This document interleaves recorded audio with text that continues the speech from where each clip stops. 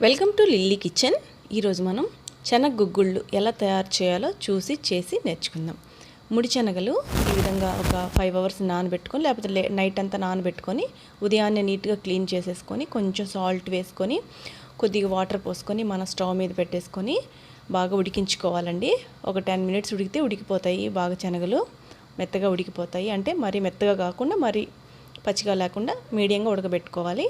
నీళ్ళన్నీ వంపేసుకొని పక్కన పెట్టేసుకొని వాటిని తాలింపు పెట్టుకోవాలి కదా.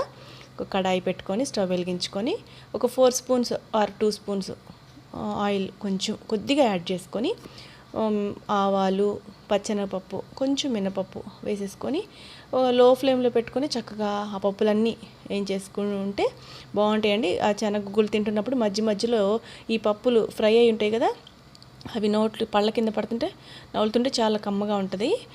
కొంచెం ఆనియన్స్ చిన్న ముక్కలు కట్ చేసుకొని, కొద్దిగా పచ్చిమిర్చి, కొద్దిగా ఎండుమిర్చి, కొంచెం కరివేపాకు, ఇవన్నీ చక్కగా ఫ్రై చేసుకోవాలండి. ఆ ఎర్రగడ్డలంతా కొంచెం బ్రౌన్ కలర్ వచ్చేటట్లుగా. అంతేనండి. ఈ ముడి శనగలు ఉన్నాయి కదా, అవి చక్కగా మనం పెట్టుకున్నాం కదా, అవి ఒక బౌల్లో తీసేసుకొని ఈ తాలింపును అందులో వేసేసుకొని ఇంకా కలిపేసి సర్వ్ చేసేసుకోవడమేనండి. ఇవి చిన్నపిల్లలకి ప్రోటీన్ బాగుంటుంది కాబట్టి, రిచ్ ప్రోటీన్ ఉంటుంది. చిన్నపిల్లలకి చాలా మంచి హెల్తీ ఫుడ్ అండి ఇది. ఇప్పట్లో సరిగ్గా తినట్లేదు కానీ పాతకాలంలో ఇవే పిల్లలకి స్నాక్స్గా పెట్టేవాళ్ళు. ఈ వర్షాకాలం వచ్చేసింది కదా, ఇంకా ఇవైతే చక్కగా బాగుంటాయి. ఇలాగా చేసుకొని ఈవినింగ్ టైంలో పిల్లలకి పెడితే చాలా బాగుంటుందండి. మంచి హెల్దీ ఫుడ్ ఇది. కావాలనుకున్న వాళ్ళు లెమన్ కొంచెం యాడ్ చేసుకోవచ్చు. నేనైతే యాడ్ చేసుకున్నాను.